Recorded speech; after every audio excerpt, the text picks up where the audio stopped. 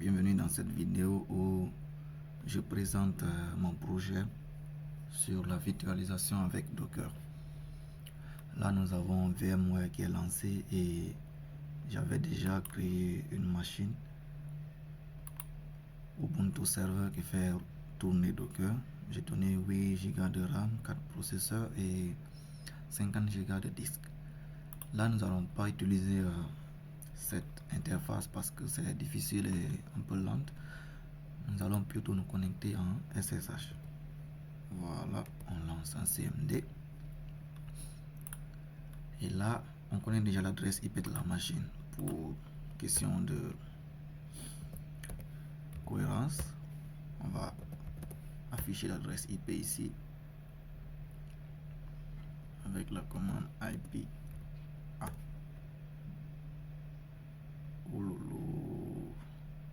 Donc ici nous avons l'interface ENS33 avec l'adresse IP 192.168.24.124.136.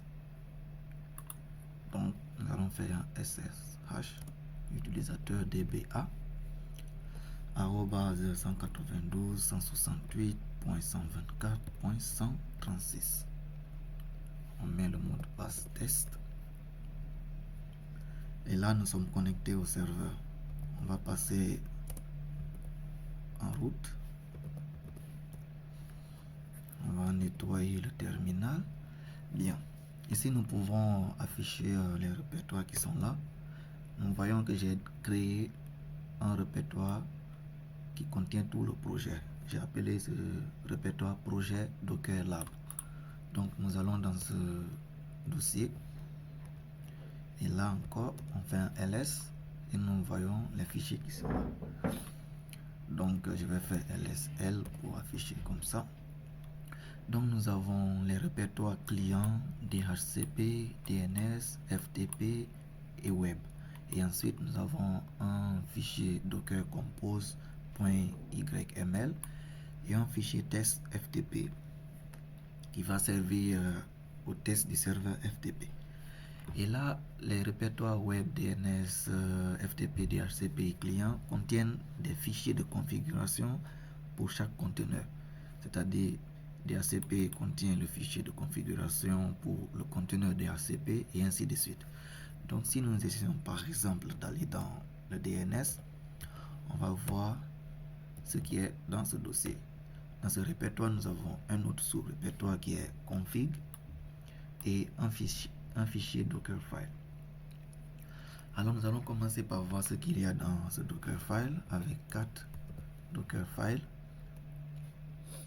Ici nous voyons que Dockerfile c'est un fichier qui va nous permettre de construire une image d'un conteneur. Bon, une image, pas un conteneur à l'image de Ubuntu, mais qui sera beaucoup plus spécialisé pour le serveur DNS, c'est-à-dire nous allons juste installer les outils qui vont nous permettre de gérer un serveur DNS en quelque sorte. Donc nous créons cette image à partir de l'image Ubuntu que nous avons déjà, Ubuntu 2.noble, qui est comme exemple Ubuntu 24.04. Et là on sera en mode non interactif et on va installer les outils qui vont nous permettre de tourner le serveur DNS, à savoir Bind9, les utilitaires DNS Utils, les NetTools et autres outils. Après ça, nous avons la création du répertoire. Alors, quand on crée l'image, il faudra créer un répertoire où on va mettre ces fichiers de configuration. Ensuite, nous allons copier les fichiers qu'on va créer de base ici et on va les mettre. Ces fichiers nous permettent de gérer en fait le serveur DNS, à savoir par exemple le fichier db.lab.local pour la résolution directe des noms de domaine et le fichier db.192.168.1 pour la résolution inverse. Nous avons aussi le fichier name.conf.local qui va permettre, c'est-à-dire de montrer, de spécifier les zones primaires et les zones secondaires de DNS et en spécifiant ainsi les schémas pour les fichiers de zone. et nous avons l'autre fichier options qui va nous permettre de régler quelques options. Ensuite, on va les copier dans les répertoires de l'image qu'on va créer qui sont comme suit. Et ici, nous avons créé un script également qu'on a appelé star.sh. Ce script va permettre de lancer le serveur des DNS et de nous dire s'il y a un problème ou s'il n'y a pas de problème. Avec les fichiers log, on pourra vérifier cette étape. Donc, ce script va nous permettre de le faire. On fait un chmod plus exécution pour pouvoir exécuter le script. Après, ici, on a la partie exposition du port DNS. Cette partie va nous permettre d'exposer le port 53 de la machine du conteneur DNS, c'est-à-dire de faire du port forwarding. Donc, on va pouvoir accéder à ce service via l'hôte, c'est-à-dire la machine Ubuntu que j'ai à l'instant. On va pouvoir accéder au conteneur DNS via un port de cette machine-là. C'est ce qu'on appelle du port forwarding. Et là, après juste le démarrage de bin en mode foreground, on utilise cette commande-là pour lancer le script. Donc, tous les fichiers qui sont réservés aux conteneurs, c'est-à-dire DNS, Web, DHCP, FTP, ont leur Dockerfile spécifique à eux. Si on rentre par exemple dans le répertoire config et on peut faire la liste des fichiers qui sont là-bas, et là on voit les fichiers qu'on a déjà créés, à savoir les fichiers de zone. Alors on peut voir ce qu'il y a dans ces fichiers. On va commencer par le fichier name.conf.local. Donc nous voyons ici qu'il y a la configuration des zones locales, à savoir la zone primaire pour nous qui est lab.local, type master. Alors le fichier qui gère cette zone, c'est le fichier qui est là. Si vous vous rappelez bien, on avait pris ce fichier et on a copié ce fichier de configuration dans le répertoire etc bind zone.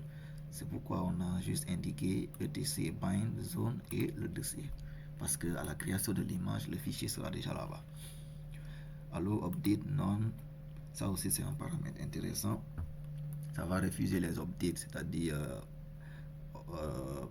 la mise à jour dynamique des fichiers de zone. Nous, puisqu'on est juste dans un réseau local où il y a un nombre limité de devices, donc on gère ça tranquillement. Et aussi nous avons la zone 2 qui est la zone de résolution inverse, c'est-à-dire où on va résoudre les adresses IP au nom en associant les noms de domaine. Donc c'est l'autre fichier qui gère cela. Donc du coup on pourra voir l'autre que contient ces fichiers, par exemple db.lab.local. Nous avons le fichier de zone principal. Dans ce fichier de zone, nous avons ici le name server, le serveur de nom autoritaire, c'est ce qui est là, dns.lab.local. Bon, ça c'est, on dit souvent l'email de l'administrateur, mais bon, ça ne sert pas grand chose pour nous, mais il faut le mettre. Et comme je l'ai dit, ça c'est le DNS, la machine DNS, c'est le name server, le serveur autonome. Et là, nous avons les enregistrements de type A, c'est-à-dire des adresses IP. Donc, pour le nom de domaine DNS, on associe l'adresse IP 192.168.1.5 et ainsi de suite pour les autres. Et ici, nous avons aussi un enregistrement de type CNAME, c'est-à-dire des alias. Alors maintenant, pour la machine web.lab.local, au lieu de dire toujours web, on peut l'appeler www et la résolution sera faite automatiquement. C'est pourquoi on a mis www cname web.lab.local. Donc voilà, ça c'est la configuration directe. On peut voir aussi le fichier de configuration inverse, ça sera la même chose. Ici juste c'est que l'adresse IP qui se termine par 5, on l'associe à DNS comme on l'a vu ici, et ainsi de suite. Voilà. Donc là, on peut voir la configuration de tous ces fichiers. Maintenant, ici, puisque chaque fichier, plutôt chaque conteneur qui sera créé a son propre répertoire dans lequel il y a ces fichiers de configuration, là maintenant il y a un autre fichier qui va regrouper toutes les informations concernant ces conteneurs là. Je nomme ce fichier docker compose.yml. C'est ce fichier qui comporte toutes les données qui vont permettre de créer ces conteneurs différents. Alors là, pour le lab en question, il y avait d'abord des prérequis à faire, c'est-à-dire les prérequis à savoir update le système, apt update, et après installer deux outils, deux composants très intéressants, parce que puisque dans le rapport j'ai indiqué la première configuration que j'ai faite avec l'image Docker précédente, je n'ai pas pu aboutir parce que j'ai eu quelques configurations qui n'ont pas marché, surtout avec le serveur FTP. Maintenant ici, j'ai opté pour une autre méthode, c'est ce que je vais présenter là, à savoir installer Docker à partir de apt. Donc on fait sudo apt install y docker.io et on va installer Docker Compose. Ce sont les deux utilitaires là qu'il fallait installer. Puisque j'ai déjà installé, si je lance, ils vont dire que c'est déjà installé. Bon, je ne vais pas installer. Maintenant, on va voir qu'est-ce qu'il y a dans le fichier Docker Compose. Ici, dans le fichier Docker Compose, on peut voir que c'est très bien lisible avec, surtout d'habitude, les fichiers en YML sont faciles à lire. Donc, nous voyons les services. Ici, nous avons chaque des zones dédiées aux différents conteneurs. C'est-à-dire, ça, c'est la zone du conteneur DNS, web, FTP et ainsi de suite. Alors, pour le DNS, nous allons le construire via le répertoire DNS. C'est-à-dire, on a vu que le dossier, le fichier Docker Compose était dans un répertoire qui est ici. Et après, juste à côté, il y a le fichier DNS. Ils sont dans le même répertoire. C'est pourquoi on a indiqué cela. Et le nom du conteneur, c'est dns.lab.local. Le host name, comme ici par exemple, pour ma machine host, le host name c'est serveur, ou on peut même vérifier avec host name. On voit bien que c'est serveur. Donc les machines que je vais créer, elles aussi auront des host names. C'est pourquoi la machine dns.lab.local aura pour host name DNS. Le réseau maintenant, on va mettre cette machine dans un réseau qu'on va appeler LabNet. Alors ce réseau là, il faut d'abord créer ce réseau dans Docker, et ce que je n'ai pas encore mis ici, mais quand j'ouvre mon rapport, on peut voir bien la commande qui permet de créer ce réseau. Bon, ici dans le rapport, c'est la première des choses que j'avais faites. Voilà.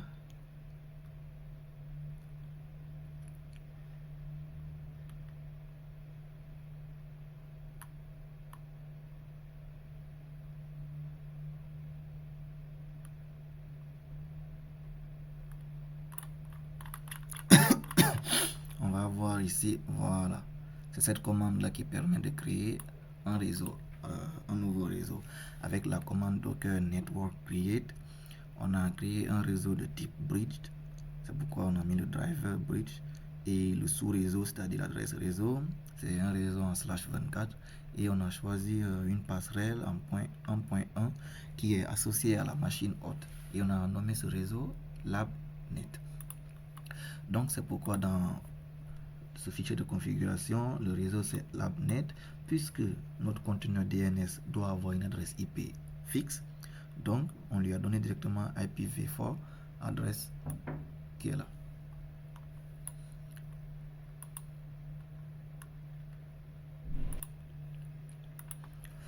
Voilà, c'est cette adresse IP qui sera donnée à cette machine. Et là, on a le volume, c'est-à-dire l'espace qui sera réservé dans les configurations de Docker pour cette machine. DNS data, les données seront dans ce répertoire et les fichiers de configuration seront dans le répertoire etc bind. Alors restart, redémarrer, on laisse stop. Donc ça aussi c'est une configuration qui va permettre à chaque fois de redémarrer tant que ce n'est pas nous qui avons donné l'ordre de stopper la machine. Donc health check, ça ce sont des tests pour voir si tout fonctionne bien. Et on va voir la même configuration pour le serveur web. Par exemple ici pour le serveur web, on a les ports.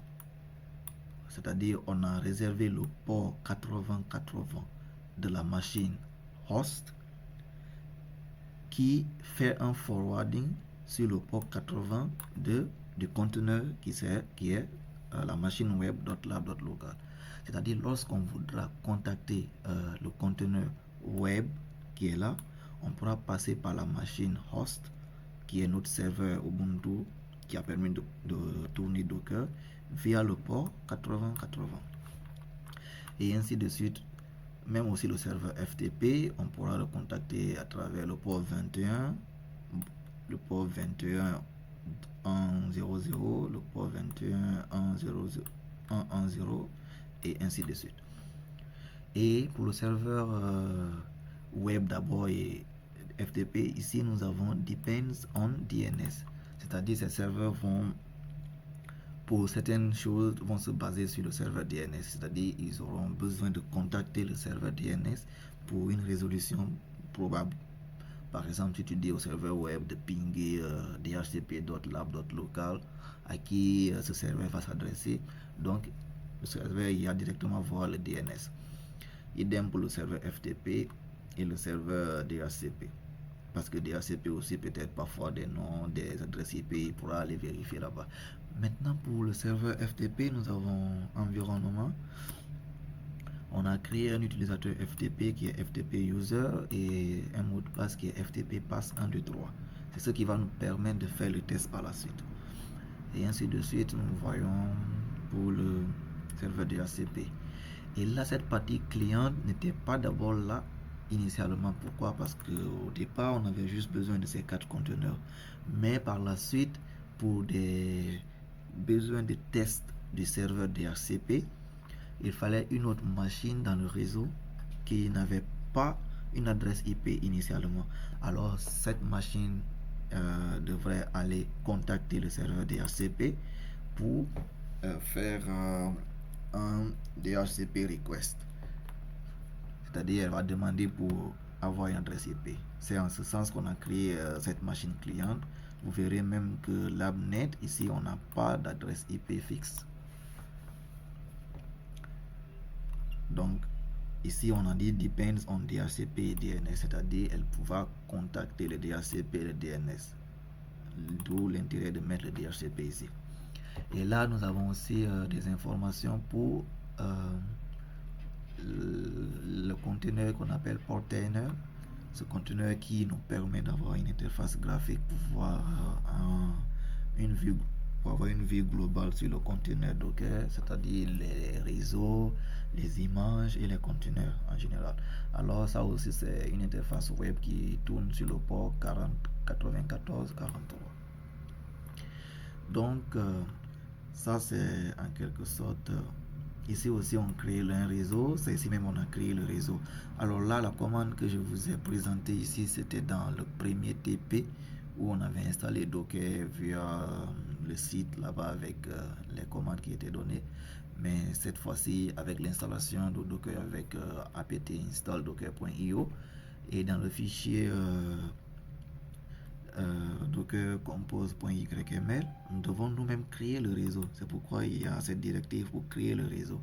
Alors le nom du réseau, on a donné LabNet, le driver c'est bridge. Et là les configurations, nous avons l'IP du réseau et le gateway. Et ainsi les volumes. On a créé ces volumes là qui pourront, c'est-à-dire je vais dire, les volumes, c'est comme des espaces disques où chaque conteneur aura ses fichiers là-dedans. Voilà, après le parcours, et ce fichier, on sort. Et là, maintenant, on passe à la création. Une fois que ces fichiers sont prêts, il y a juste à taper la commande docker compose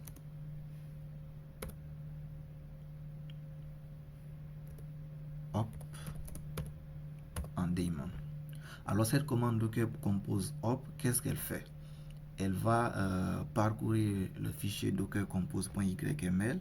Si à travers ce fichier il y a des conteneurs qui ne sont pas encore créés, elle ira les créer. Par contre, si tous les conteneurs sont déjà créés, qu'est-ce qu'elle va faire? Elle va les lancer. Donc quand on fait entrer,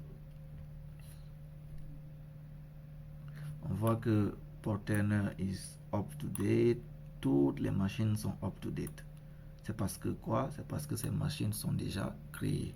Mais imagine que toutes ces machines-là, où il y avait, par exemple, comment je vais dire, imagine que je fasse docker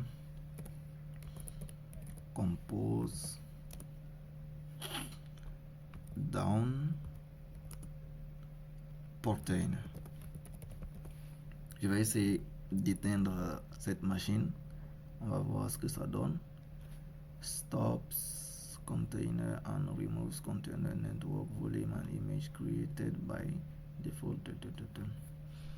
Je pense qu'il y a une erreur dans la syntaxe.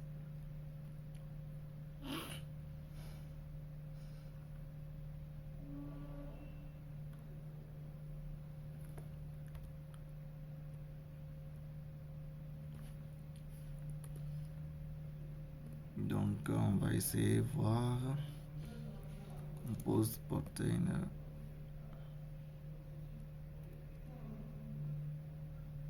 down V. On va voir ici command down stop and remove resources. Bon, on va laisser cette étape. Ce n'est pas nécessaire. De toute façon, si les conteneurs ne sont pas créés, ils seront créés. S'ils sont déjà créés, comme on l'a vu, on dit qu'ils sont up to date avec cette commande. Maintenant, comment vérifier que oui, les conteneurs sont vraiment up to date? On utilise la commande docker compose ps. Là, avec la commande docker compose ps, nous voyons bien client.log.local op, DHCP op, tout est op. Et avec ces serveurs qui ont démarré avec le script sh. Ah oui, nous n'avons pas exploré le script sh. Nous allons explorer ce script tout de suite en tapant nano dns config star sh. Voici par exemple le script star sh du serveur DNS. Nous avons ici le shebang qui dit quel interpréteur utiliser pour lancer le script. Ici, là, on va utiliser l'interpréteur /bin/bash. Et la première des choses, c'est la vérification de la configuration. Alors, name checkconf permet de vérifier la configuration, c'est-à-dire elle va parcourir les fichiers de config du serveur DNS pour voir s'il n'y a pas d'erreur de syntaxe et tout. Si tout est OK, cette commande va s'exécuter avec succès. Et sous Linux, si une commande s'exécute avec succès, la variable $étoile contient la valeur 0. On peut même essayer ça ici, par exemple, quelle commande je vais dire? Si nous faisons echo haha par exemple, on fait entrer. La commande s'est exécutée très bien. Maintenant, on va refaire echo de la variable $étoile 0. Ça veut dire la dernière commande s'est exécutée très bien. Maintenant, imaginons que je veux... je fais une commande qui va cracher, par exemple. On va faire cat haha. On me dit haha no source file or directory, et je refais echo $, point d'interrogation, on voit que la variable contient 1. Donc si une commande s'exécute très bien, sans problème, cette variable va avoir la valeur 1, sinon la valeur 0, sinon la valeur 1. Maintenant ici, après avoir exécuté le name checkconf, on fait une condition. Est-ce qu'on vérifie si la variable non equal to 0, c'est-à-dire la commande ne s'est pas exécutée très bien, alors on affiche erreur dans la configuration de bind. On fait un exit, c'est-à-dire ça va quitter. Sinon, c'est que ça marche. Si ça marche, on revient ici avec la vérification des zones. Cette commande aussi permet name check zone. On va voir est-ce que le fichier de zone lab.local est bien, c'est-à-dire ça respecte la syntaxe, et l'autre fichier inverse, est-ce que ça le fait aussi. Si tout est correct, on passe maintenant à la permission.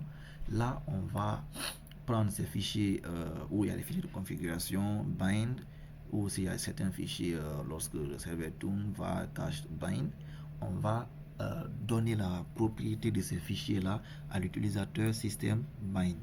C'est pourquoi on utilise chown-r pour recursive, c'est-à-dire les fichiers et sous-fichiers, les répertoires et sous-répertoires de ces répertoires qui sont là auront pour propriétaire bind, propriétaire user bind, group bind. Voilà, et à la fin on fait écho démarrage de bind 9. Alors ça c'est pour juste voir dans les logs du serveur DNS. Cette phrase là nous dira que oui, bind 9 a démarré avec succès. Alors là maintenant on fait un démarrage de name avec un mode foreground. C'est ce qui permet de lancer le serveur en quelque sorte. User bind name, on le lance en mode foreground. Mais ça ne nous intéresse pas trop pour l'instant. Voilà, nous avons maintenant parcouru ce fichier. Comment nous allons tester ça? Nous allons voir les logs du DNS, par exemple docker logs dns.lab.local. Voilà, nous avons tout ce fichier de log du serveur DNS. Nous allons chercher des trucs qui nous intéressent, qui étaient dans le script sh. Par exemple, bon, zone lab.log serial ok, ça ok. Qu'est-ce que tout ça veut dire? La commande qu'on a vue dans ce script ici, ce sont les résultats des deux commandes là. Quand on lance ces commandes là, ça nous donne les résultats qu'on vient de voir ici, que la zone telle a été chargée, numéro de série tel, ok. Et après directement nous avons démarrage de bind. Bind va faire le redémarrage, va aller lire les trucs, va charger et tout. À la fin, nous devons voir normalement le dernier message. Bon, voilà, c'est ce message là, bind, démarrage de bind, c'est que tout marche bien. Donc c'était ça le fichier de script pour le DNS. On peut vérifier pour le DHCP, je pense. Nous voyons également la même chose pour le DHCP, c'est-à-dire on teste, c'est-à-dire on cherche, on essaie de lancer le DHCP à travers DHCPD qui permet d'exécuter cela, et en se basant sur son fichier de configuration. Si cette action ne fonctionne pas, on va dire quoi? On va dire erreur dans la configuration du DHCP. Par contre, si ça marche, on va créer un fichier de liste, c'est-à-dire pour les bails. Souvent c'est nécessaire. Donc ce fichier se trouve souvent dans le répertoire var lib dhcp dhcpd.lisis. Donc on crée ce fichier là, alors le serveur aura besoin de ce fichier où il va stocker certaines informations. C'est ce fichier souvent même qui permet, lorsqu'un hôte vient pour faire une requête d'adresse IP, il peut voir là-bas déjà est-ce que cette adresse IP est déjà attribuée à un hôte ou à un client. Si le même client avait cette adresse IP et que le client la revienne, on peut lui réassigner cette adresse IP. Sinon, Si c'est l'adresse IP occupée, on lui donne une autre adresse IP. Et à la fin, on voit que ça a démarré, démarrage du serveur DHCP. Ça aussi, on peut tester la même commande comme ici. Et il suffit juste de mettre DHCP. Et là, on voit bien DHCP, tout va bien. Le fichier de config est là. Le database file, le fichier list dont j'ai parlé. Et là, le message qu'on a écrit dans le script, c'est ce qui est là. Démarrage du serveur DHCP. Et on voit bien que le DHCP est en train d'écouter listening on sur le réseau qui est là, 192.168.1.0. Donc le serveur DHCP est bien fonctionnel. Donc on repart dans le fichier script pour le serveur FTP. Et là, comme vous voyez, on commence d'abord par la création du répertoire pour VSTPD si besoin. Parfois ça peut exister, donc la création ne va pas poser de problème. Mais dans le cas où ça n'existe pas, il faut créer parce que le serveur aura besoin de ce fichier. Et aussi, nous avons des corrections de permissions. Souvent, quand on crée une image, il peut y avoir, même si on a dit ça dans le Dockerfile, mais parfois il peut y avoir des problèmes. C'est surtout ce qui m'a posé problème dans le premier TP quand je faisais la première démarche. C'est ce qui m'a permis d'abandonner, qui m'a poussé plutôt à abandonner parce que ça fonctionnait toujours pas. Donc il fallait directement dans ce fichier script donner la propriété à l'utilisateur FTP user de ce répertoire qui est FTP user. Donc tout ce qui est dans ce répertoire appartiendra à cet utilisateur. Et à la fin, si tout va bien, on fait écho démarrage de VSFTPD. Donc voilà, on refait un docker logs du serveur FTP. Voilà, on voit qu'il y a bien démarrage de VSTPD, démarrage de VSTPD. On se demande pourquoi il y a ce message là deux fois. On va revenir au fichier où on a vu l'état des serveurs qui sont up. Voilà, il y a juste une chance que ce script s'est exécuté au moins deux fois, ce qui a fait qu'on a eu ce résultat.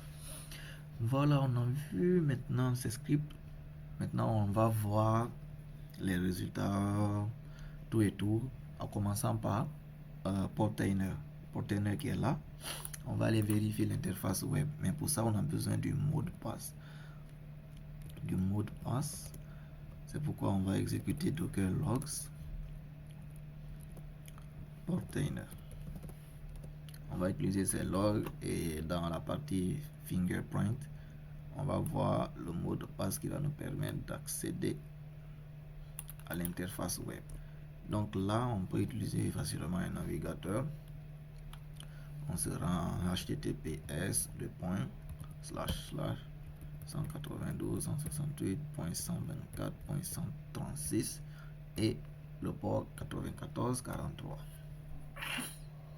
Bon, vous remarquerez bien que j'étais déjà là il n'y a pas longtemps, raison pour laquelle il m'a plus demandé le mot de passe.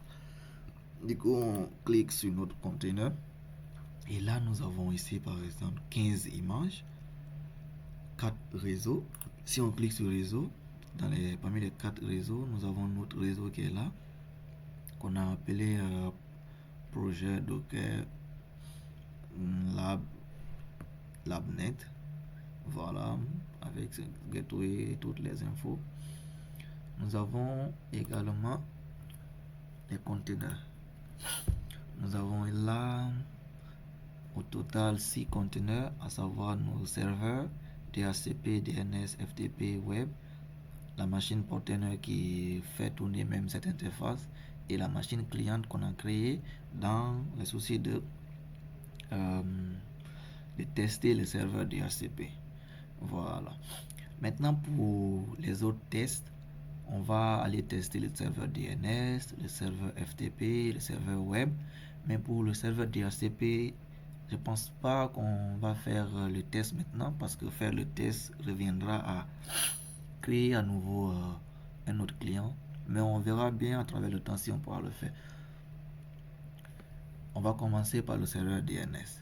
Alors, tester le serveur DNS, on a plusieurs façons de le faire.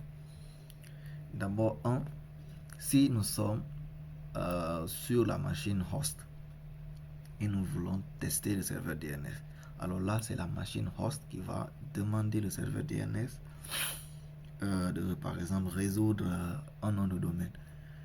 Alors là, on est sur la machine host qui fait tourner le serveur DNS. Donc, pour contacter le serveur DNS, il faudra faire quoi? Il faudra utiliser un port de la machine host qui fait tourner ce serveur. C'est-à-dire, nous allons utiliser par exemple dig. On va contacter la machine host qui est le local host, mais quand on fait initialement comme ça, la requête va aller sur le port par défaut qui est le port 53. Mais puisque nous, on veut aller sur un autre port où c'est pas la machine elle-même qui fait la résolution, mais le conteneur DNS, alors nous devons spécifier le port 53 parce que c'est ça, on a fait le port forwarding. Et là, on va chercher à résoudre d'abord le premier domaine dns.lab.local. Là, il y a un souci, je pense, un souci de syntaxe. Attendez, je vais vérifier pour ne pas faire de bêtises.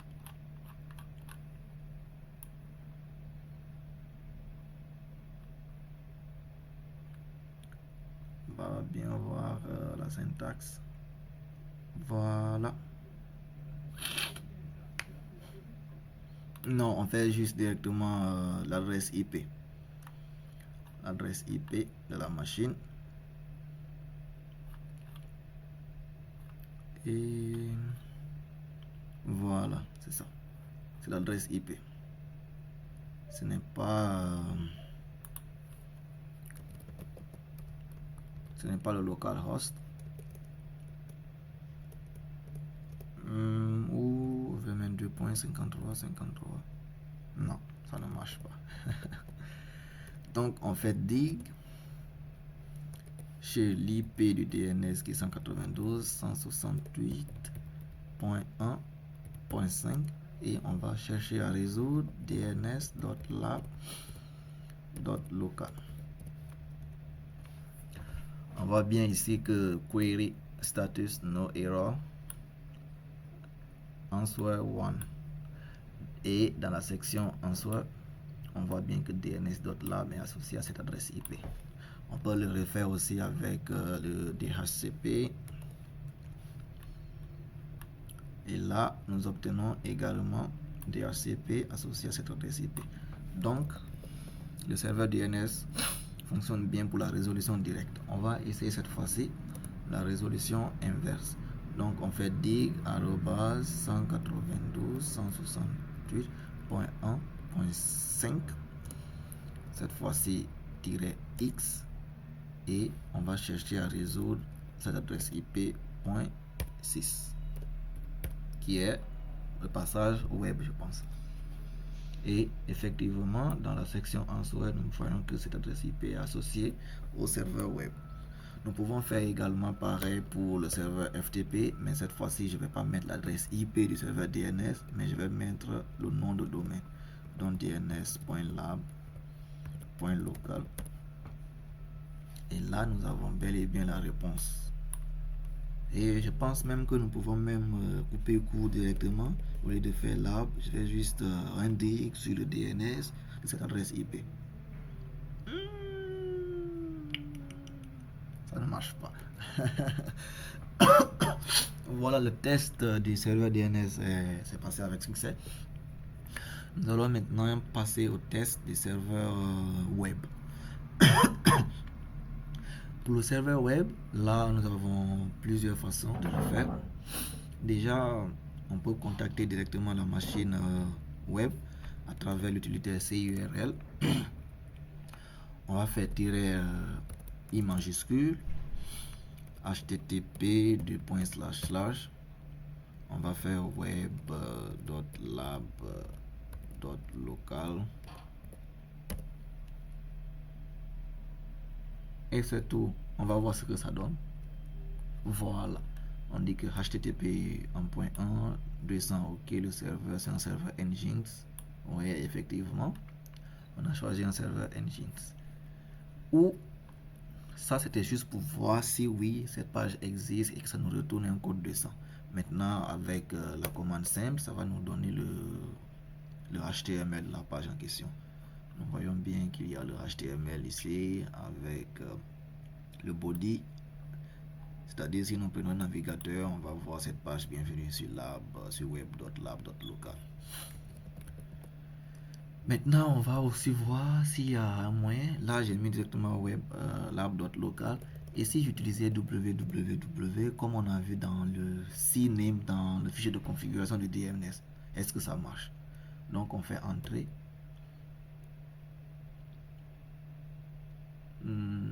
Et là, non. Ça ne marche pas. On va essayer. Non, ça ne marche pas aussi. Là, c'est... Bon, bref. Non, c'est dans le test du serveur DNS. Je pense qu'il fallait faire ça. Par exemple, ici. Si j'essaie de trouver ce qui est www. Voilà. Ah non, des status NX domain. Ça ne marche pas encore. Ça ne marche pas encore. Ok, status no error. C'était ici. Dig l'IP du DNS www.lab.local. On dit ici également que query answer 2. D'habitude c'était answer 1, mais answer 2. Voilà, answer section. Ce www c'est un enregistrement CNAME qui est associé à web.lab.local. Et dans la même suite, ce web.lab.local c'est un enregistrement de type A qui est associé à cette adresse IP. Voilà, c'est comme ça marche. Maintenant, on retourne au test de notre serveur web. Maintenant, on a fait passer URL et ça marche. Et qu'est-ce que ça donne si on faisait par une interface web ou en demandant directement notre machine host comme on avait pour Portainer. On a dit que Portainer écoute sur un port de notre machine host. Donc, on va chercher ces URL de HTTP. On va voir d'abord juste si ça existe. http localhost, mais cette fois sur le port 80. Et là, oui, ça fonctionne bel et bien. Donc, on peut accéder au serveur web via le conteneur ou via la machine host. Maintenant, on va voir ça sur l'interface graphique en tapant http l'IP de l'hôte et le port 80. On fait entrer et là on tombe bel et bien sur le fichier HTML qu'on a vu. Bienvenue sur web.lab.local, serveur Nginx opérationnel. On donne même l'infrastructure du lab, à savoir les 4 serveurs qu'on a créés de base. Voilà. Après le test du serveur web, on passe maintenant au test du serveur FTP. Alors pour le test du serveur FTP, on a deux méthodes. La méthode classique, par exemple, je suis sur l'utilisateur, comment je vais dire, sur la machine host. Cette fois, on va changer la manière de faire. On va se connecter comme étant le client, la machine cliente qu'on a créée ici. Cette machine cliente, on va se connecter comme si on était celle-là. Donc cette fois, on fait docker exec mode itérative, comment je vais dire, client.lab.local et je vais exécuter le bash. Voilà, On voit bien que ça a changé. Cette fois-ci, on était hostname serveur. Maintenant, on est à hostname client. C'est la machine cliente. Donc, sur cette machine cliente, bon, je ne sais pas si FTP est installé. Je vais essayer tout de même avec ftp.lab.local. Command not found. Ouais, c'est exactement ça le problème. Maintenant, bon, je me demande si on va installer cela. On va voir si ça peut faire un apt install vsftp d. Non, cette machine n'est pas faite pour tester cela. On va rester sur la machine host et on va tester le serveur FTP. Donc la méthode classique c'est quoi? C'est FTP et ftp.lab.local. Et là on a le message de bannière qui est là, bienvenue sur le serveur FTP lab.local. On va entrer l'user qui est FTP user et le password comme on l'avait dit c'était FTP pass 1 2 3. Et là nous voyons bien un login successful. Maintenant nous sommes connectés, on va essayer de voir ce qui est dans le répertoire. Nous voyons un répertoire directory qui est là, FTP. Donc on rentre dans le répertoire FTP directory successfully changed. On fait un ls. On voit aussi qu'il y a un fichier appelé upload. Donc on va faire un cd upload. On fait un ls. Et là on voit un fichier test. Alors là le fichier test là est là suite au premier test que j'avais fait. Mais pour le coup de cette vidéo je vais le supprimer d'abord. Donc je fais delete test ftp.txt.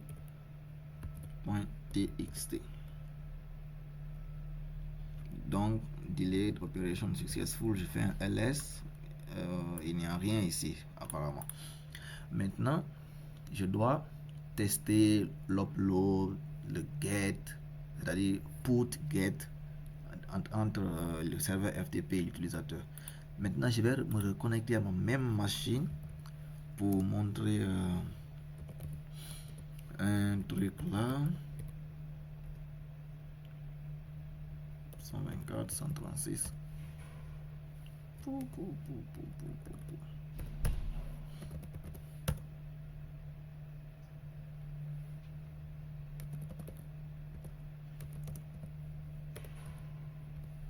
Voilà, je reviens dans le projet. Ça c'était le fichier que j'avais créé, dans lequel j'avais mis fait ceci pour le test. Maintenant nous allons créer un autre fichier. Je vais dire echo bonjour le monde.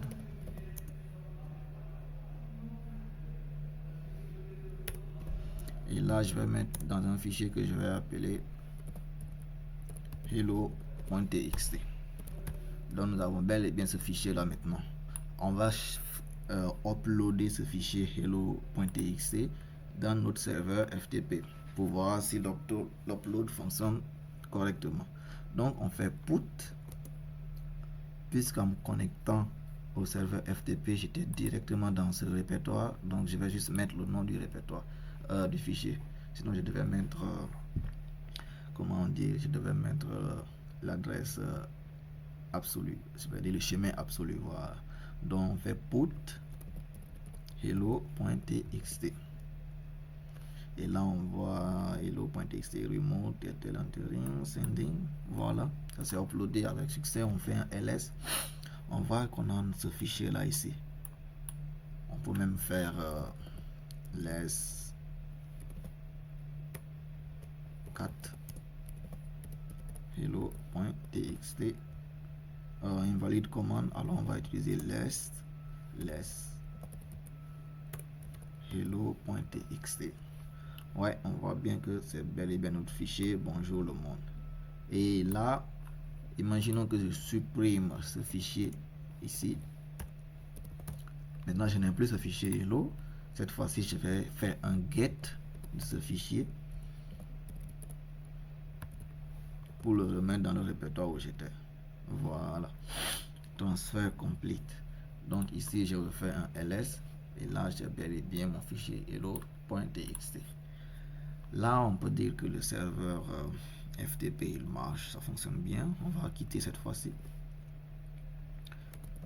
Et on passe pour quel serveur maintenant? DHCP. Bon, non, on va pas faire pour le DHCP. Pourquoi? Parce que pour cela, il faudrait créer un autre fichier, un autre répertoire. Mais on va voir, peut-être qu'on pourra le faire. On va aller dans ce répertoire d'abord client. On fait un ls. Dans ce répertoire client, nous avons un Dockerfile. Alors c'est ce Dockerfile là qui a permis de créer le client pour tester le serveur DHCP. Alors si on veut tester à nouveau le serveur DHCP, on va devoir créer un autre répertoire, un autre client.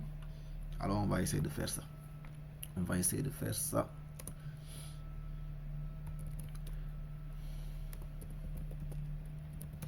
Maintenant, on va copier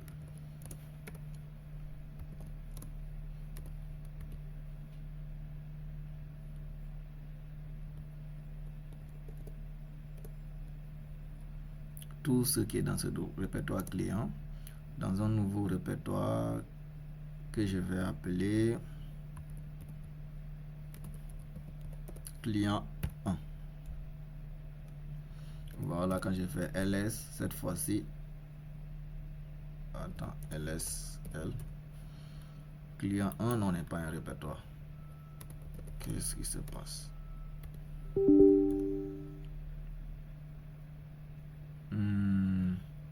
Non, j'ai pas bien fait la commande. Je vais supprimer client 1 et refaire cette commande. C'est pas tout ce qui est dans le dossier client, mais le répertoire client lui-même. Voilà, j'ai oublié l'argument R. Exact.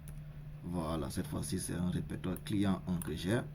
Et si je vois dans client 1, je vois bien qu'il y a le Dockerfile également. Et pour finir, on part voir le fichier docker compose.yaml. On voit ici qu'il y a client. Alors client, on va copier cette partie là. Et nous aussi, nous allons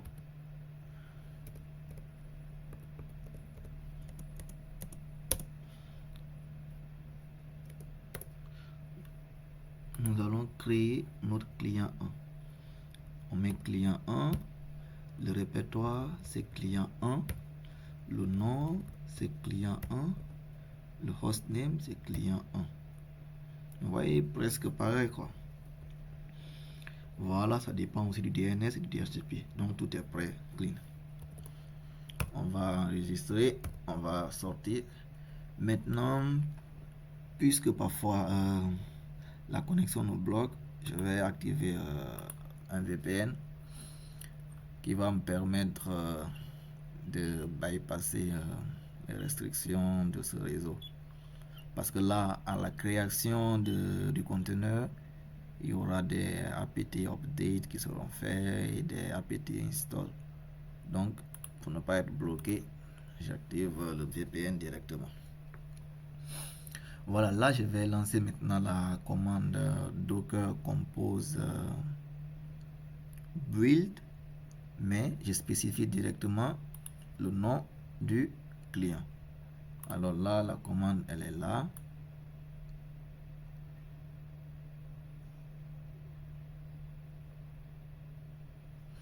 C'est ça, docker compose up d build client.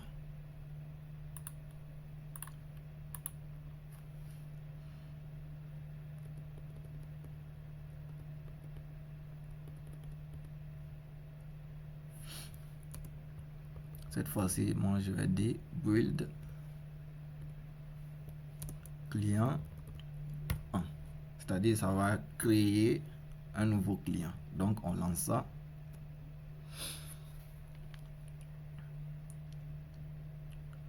YAML parser while parsing block mapping line 4 column 3 expected block in but find block mapping start.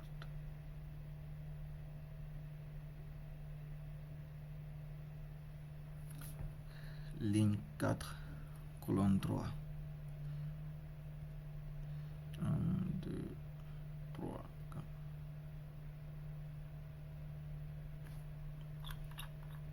Il y a un souci dans ce fichier.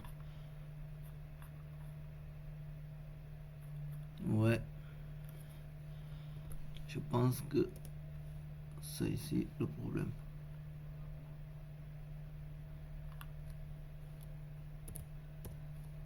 Avec ce fichier YML, il faut respecter l'indentation. Voilà, ça marche. Et là, qu'est-ce que cet input, cet output? Nous voyons là qu'après la commande, elle a commencé d'abord par un building du DNS. Oui, parce qu'elle va passer tout le fichier YML. Et là, elle va vérifier que ouais, tout va bien, tout et tout. C'est pourquoi le processus sera rapide. À la fin, on dit build, successful build, tel, et tout. Et également build, tel. Jusqu'à building client 1. Voilà, ils vont builder notre client. Après ici, le client est déjà fait. C'est pourquoi on a dit creating client 1 lab done. Donc nous allons voir avec Docker Compose PS que notre client 1 est bien up. Client 1 est bien up. Donc nous allons entrer pour exécuter une commande chez le client, donc docker exec mode itératif client 1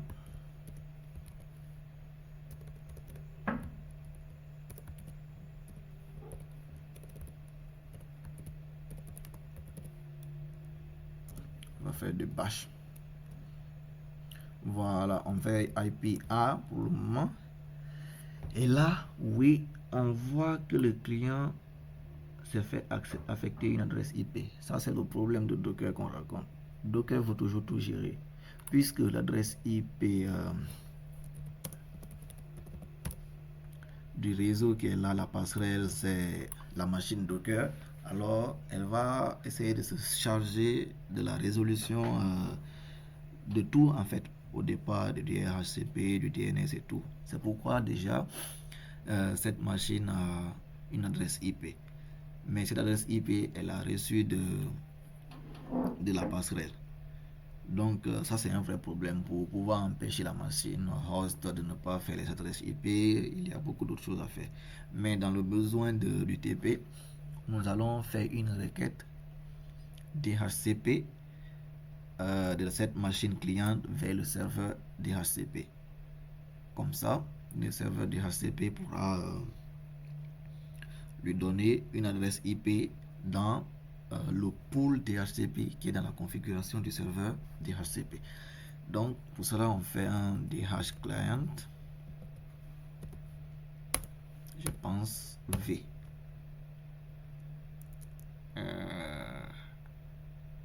Ouais, je pense. Voilà, exactement. Donc, qu'est-ce que ça donne? DH client-V, listening on, ça écoute. Après, ça commence à envoyer des requêtes. Maintenant, qu'est-ce qu'elle envoie? La machine client va envoyer un DHCP discover sur son interface ETH0 au broadcast, c'est-à-dire tout le réseau sur le port 67. Mais puisque sur le port 67, il n'y a que le serveur DHCP qui écoute des requêtes qui concernent ce port, le serveur DHCP va répondre avec un DHCP offer. Un DHCP offer of l'adresse IP 51.51. Il va l'offrir cette adresse IP. On voit bien que ça vient de l'adresse IP du DHCP.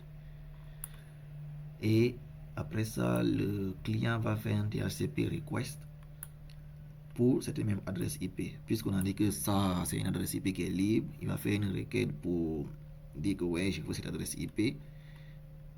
Toujours en broadcast.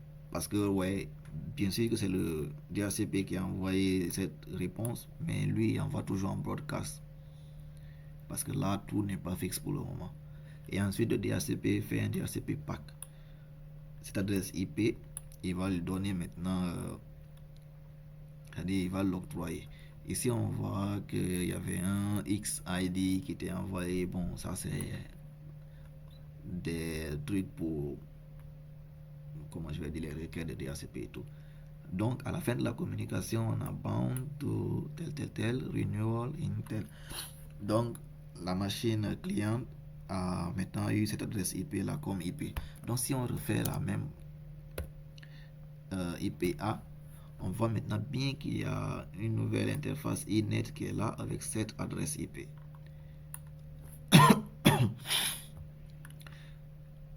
Voilà. C'est ça, c'est ce qui veut dire que le serveur DHCP fonctionne correctement. Donc d'ici là, on voit que tout va bien, tout est nickel. On peut maintenant juste faire des tests qui pour moi sont même plus nécessaires parce que ça marche à coup sûr. Pour voir si les machines sont connectées entre elles. Je vais juste envoyer 4 paquets au web par exemple. Toutes les machines peuvent communiquer.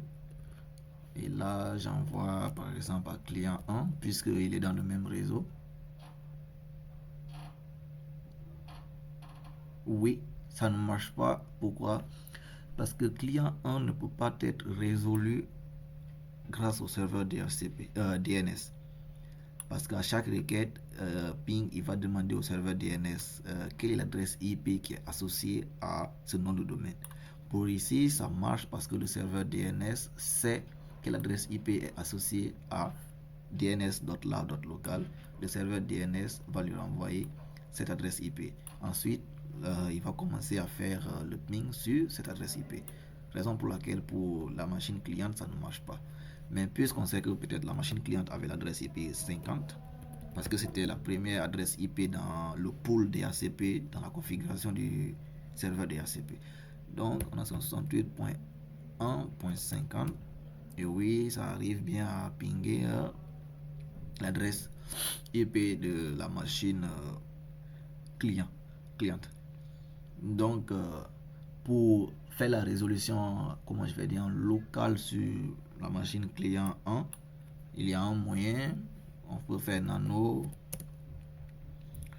le fichier etc host, et là dans ce fichier de config on va juste mettre l'adresse IP de client qui est là-bas qu'on cherche à contacter, et on a dit qu'il était associé à client.lab.local. On pouvait mettre DNS DHCP.lab.local mais pourquoi on va pas le faire? Parce que tout simplement dans le réseau il y a déjà un DNS qui se charge de ça. Si on fait ping DHCP.lab.local, on demande au DNS, il nous donne l'adresse IP. Donc on met juste ici les noms que le DNS ne peut pas résoudre. Donc on enregistre et on fait un X, et après on reprend la même chose qu'on a fait, et là du coup ça marche. Lui-même il fait sa propre résolution interne. Donc on va faire un exit. On voit bien que les machines communiquent entre elles, et je pense que c'est la fin. Les tests sont faits et tout ça fonctionne bien. Voilà, on est à la fin de la vidéo. Je vous dis merci et à plus. Et merci également au prof pour ce TP. Ça a permis de faire beaucoup plus de découvertes, de s'habituer à configurer les machines, à vérifier les logs, à débugger. Voilà, c'était une bonne expérience. Merci.